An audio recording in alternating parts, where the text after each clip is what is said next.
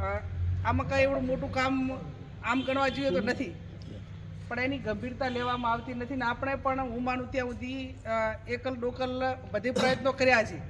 પણ સામૂહિક રીતે પ્રયત્ન કરવો જોઈએ અને આને સ્ટોપિંગ જોવે જ છે એ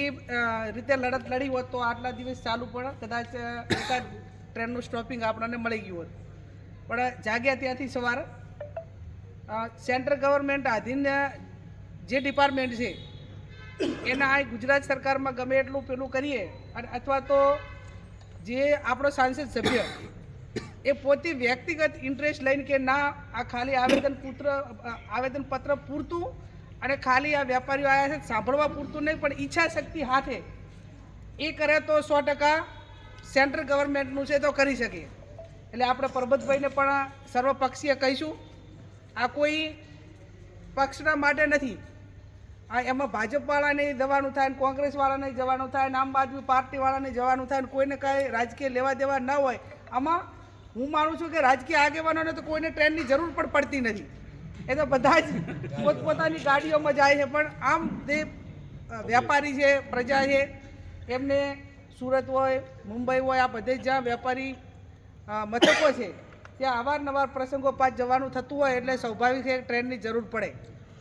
એમાં આપણે નિયમોને આધીન બધા જવાબદારો એવી વાત કરી કે ભાઈ એક વખતનું આવેદનપત્ર મામલતદારથી કરીને જે એની ઓથોરિટી હોય એને આપો, એમને સમય મર્યાદા નક્કી કરાવો અને સમય મર્યાદા નક્કી કર્યા પછી એક વ્યવસ્થિત આ રીતે ભેગા થયા છો એટલા ને એટલા રેલવે સ્ટેશન જો ભેગા થઈને એને વ્યવસ્થિત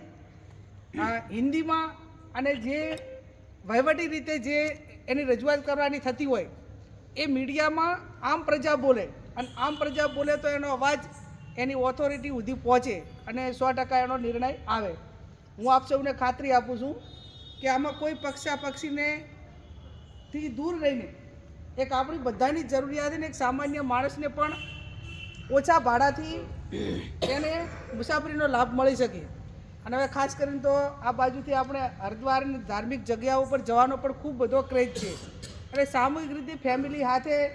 કોઈને ત્યાં જાત્રાએ જવું હોય તો પણ આ ટ્રેનો ખૂબ ઉપયોગી છે. વર્ષોથી ભાભર એક આપણું વેપારી મથક છે અને ભૂતકાળની અંદર તો આ શેઠને એમને ઘણા બધા નિર્ણયો એક ફોન ઉપર લેવડાયેલા છે કે ભાઈ અહીંયા મારો આર્મીનો કંઈ કેમ્પ ના આવવો જોઈએ તો ના આવે, આ નહીં આવવું જોઈએ તો ના આવવું જોઈએ, થવું જોઈએ તો થવું જોઈએ. એવા નિર્ણયો પણ ભાભરના વેપારીઓએ એમની કોઠાસૂઝથી અનેક રીતે વહીવટીતંત્રની સાથે પરામર્શ કરીને ભૂતકાળની અંદર લેવડાયેલા છે. હા, ક્યાંક ને ક્યાંક અત્યારે જેટલા એગ્રેસિવ જવાબદારો થયા છો એવા હવે કોઈ પણ નાના મોટી હવે પહેલું એવું નથી. પહેલાં એવું હતું કે 2-5 જણા કહે તો એની ગંભીરતા લઈને કોઈ પણ પ્રશ્નનું સોલ્યુશન કરવામાં આવતું અને હવે આ લોકશાહી છે ને લોકશાહી પણ એટલી હદે છે કે હવે બહુમતીને બીક સિવાય કંઈ થવાનું નથી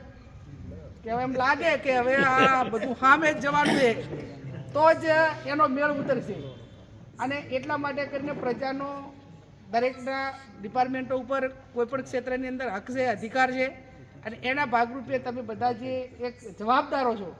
આમાં કોઈ એ રીતે નથી કે માત્ર ખાલી વાત કરવા પૂરતું જ છે, પણ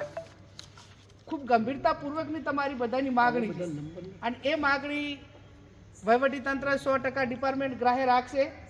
અને નહીં રાખે તો એની સામે જે આપણે ગાંધી ચિંધ્યા માર્ગે લોકશાહી ઢબે જે રીતે લડવાનું થાય એમાં સ્થાનિક ધારાસભ્ય તરીકે એક પ્રજાના પ્રતિનિધિ તરીકે અને પ્રોપર એક ભાભર એટલે મારું પોતાનું વતન એના માટે દિલથી જે કામ કરવાની મારી કાયમી તમન્ના રહી છે અને આમાં પણ દિલથી રહેશે એની આપ સૌને હું ખાતરી આપું.